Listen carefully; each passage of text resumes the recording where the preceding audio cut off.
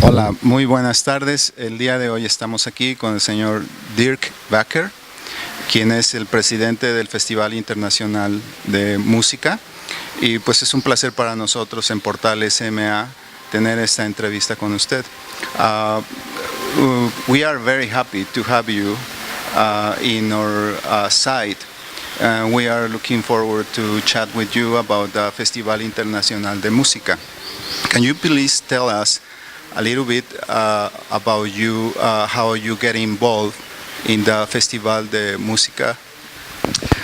Yeah, for 25 years I've been traveling around Mexico.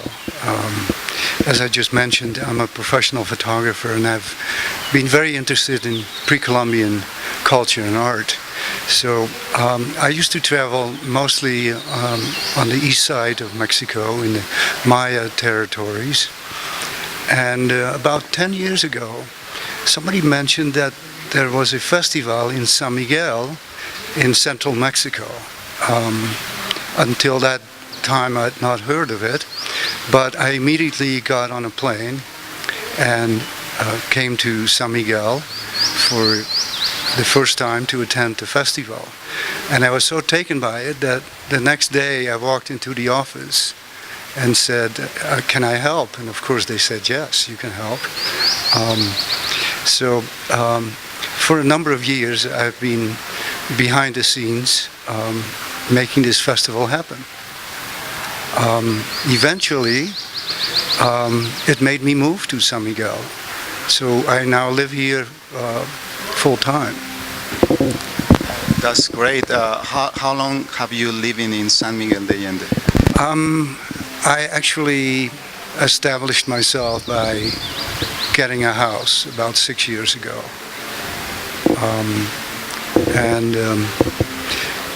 What do you think about San Miguel? Well, I think buying a house here is enough evidence of thinking it's probably the best place I know to live in this part of the world. A unique combination of small town, big town. You mean a big town for the art and these kind of festivals? Exactly. There are not too many towns of this size that feature a number of great festivals. Our festival is not the only one. In almost every endeavor, in film, in chamber music, in jazz, there are festivals continuously in San Miguel. And this is something you rarely find in a town anywhere near the size of San Miguel. Usually you have to move into a big city to have those advantages of culture. Talking about the Festival Internacional de Música, we see that this year are coming groups that are international, well-known. Can you tell us a little bit about these groups, please? Yeah, this year we will bring 2 string quartets and 2 piano trios. The season will open with the Borromeo String Quartet, which recently won a big prize in the U.S. and is internationally in demand. Then the first piano trio, the Griffin Trio from Canada, will perform the next weekend of the festival. A piano trio obviously consists of a piano and 2 string instruments, a violin and cello. We then go back the next weekend to the string quartet format, and then end the festival with another piano trio, the Claremont Trio, which is an all-female piano trio. Between these weekends, we are also working on bringing in 4 Mexican ensembles, for which we are very happily were the recipients of support by the state of Guanajuato. They felt that after 36 years our festival warranted support that will not only benefit the citizens of San Miguel, but bring us tourists as well. So this support comes directly from the Ministry of Tourism in the state. It's a marvelous development for us, and I think it will benefit the entire region. Because there are people like myself who travel to San Miguel just to hear the music. That's great. How hard it's been for you to get involved with the authorities to get support for this festival? Well, as I mentioned, we're in our 36th year, and this is the first state support that we have received. We have, right from the beginning, in the 1970s, had support from INBA and Conaculta, but this is, of course, national Mexican support. But we're very happy to now also see that we can count on the interest and support of local governments. It's very important for us because our festival is entirely put together by volunteers. I see that for many years the foreigner residents in San Miguel de Allende have been supporting this festival. And can you tell us a little bit how somebody can become a sponsor and where they can get contact with you? Well, we have an office on the second floor in the Instituto Negromonte, Bellas Artes, as most people call it. Anybody who wants to give us support or give us any financial support by buying tickets or giving us donations, we'll welcome them with a big smile. Also, you are having contact with students of music, and that's another good thing about this festival, that these students of music have a great opportunity to get in contact with these great musicians that are worldwide well known. Can you tell us how this is gonna be this year, please? Yeah, this year the student program, which has been an integral part of the festival, has taken a somewhat different shape. We decided that also there we needed to look more locally, and there's a wonderful conservatory in Celaya. We've approached them this year, and they will be not only supported by the international musicians that will be visiting, but we are making an alliance for the future. The student program is extremely important to us.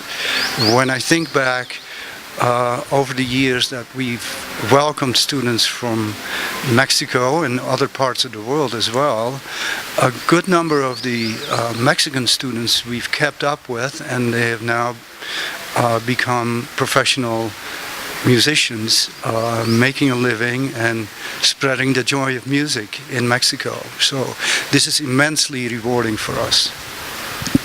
Also, I was looking through your webpage, and these musicians, while the festival is going to be here, they are coming to the streets of San Miguel de Allende to share the music.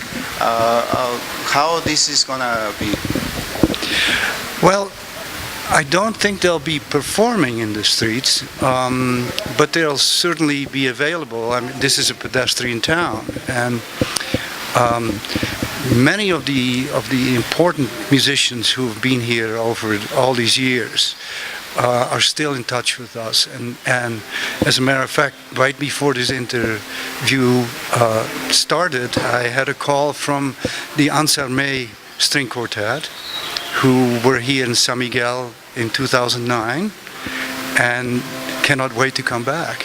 Because for the musicians, it's a unique experience as well, to be in a theater that's not only centrally located, but centrally located in a real pedestrian world, a world where to be on the sidewalk, to be in the jardín, is part of the entire experience. It's not just a night out where you visit the theater by getting in the car or on the bus. No, you actually have a cultural experience before you even arrive at the concert hall. And that, I think, is what makes this town exemplary as a cultural center. How many students of music you are expecting? We're expecting between 30 and 35 students this year. And how many of the musicians, professional musicians, are getting involved with the students? Every trio and quartet will devote a 2 hour of master classes.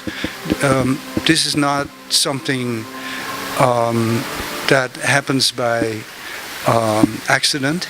We actually demand in the contract we sign that the musicians give this time and effort to pass along their knowledge to the next generation. And I should say that almost all musicians are actually looking forward to it because they feel the same way. For the music to continue, it has to be passed along. Yes. This festival is being for as well locally, and let's face it, they have a chance themselves to, enjoy the unique attractions of this town. Also, is my point of view is the foreigners, the contacts like people like you that have contact with these musicians. I would say if local organizers would be more limited, either for the language, either for the contacts. Do you think is this important that the foreigners, the group of the foreigners, being helping to this festival?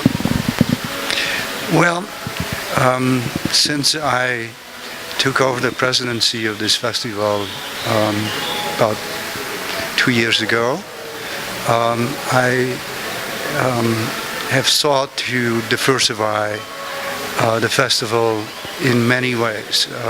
I've asked a good number of Mexican people involved in cultural community to join the board. Last year, we had 4 international groups of musicians, but we presented 10 concerts of exclusively Mexican ensembles. And those concerts we presented free of charge, so that we could attract an audience that may never have considered attending a concert of chamber music. Of course, it was chamber music and is music in the greater sense of the word. In my mind, as long as it fits in a room, it can be chamber music. So we involved Baroque music, there was even dance. One of the great successes was a saxophone quartet, which is generally not thought of as quote-unquote chamber music. So the notion of this being a festival for foreigners is something that I hope to be able to completely dispense with. I don't consider myself a foreigner anymore. I've chosen this as the place I want to live the rest of my life. Yes, I think San Miguel is, like you say, is a different place because it's a good community between the locals and the people who choose to come and live here. That's one of the things, and also because it's different kinds of culture. And we thank you, people like you. I'm from San Miguel, and thank you, people like you, because you not only choose to come and live in San Miguel, but also you choose to come to bring your talent, to bring your time, to bring these events that could be hard for the local people, even from the country people, to go and see performance like this.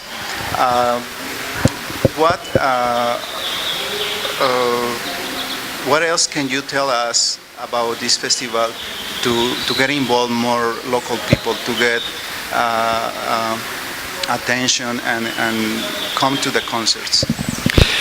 Well, I would like to encourage anybody to try a concert of so-called chamber music. Let me say a little bit more about that. As I mentioned, we will have 4 concerts supported by the state government, and they will be free to any and all. So all you have to do is show up. The risk to your wallet is minimal, and the benefit you may get out of it can be really maximum. Personally, my fondness of chamber music has to do with the fact that it is what I would call a personal experience. It's wonderful to hear a great orchestra or a great Maharaji band, for example, but in chamber music, it can be compared to a small group of people having a conversation. And for that, you don't really need to bring any pre-knowledge. All you have to do is sit down and open your ears. And pretty soon it will become clear to you that there is a real one-on-one and one-on-two and one-on-four exchange going on. That to me is more attractive than anything. An orchestra is like a big machine that can do astonishing things, but it never is just a conversation. And that's what's always drawn me to the format.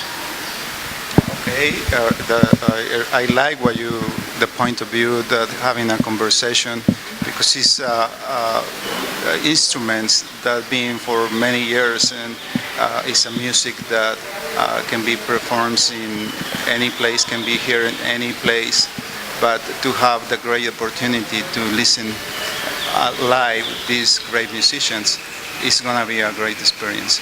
Can you please tell us the dates of the concerts, or what is going to start and when it's going to end? The opening concert will take place on the last day of this month, the 31st of July. And I believe the last concert will end the 13th of August. I should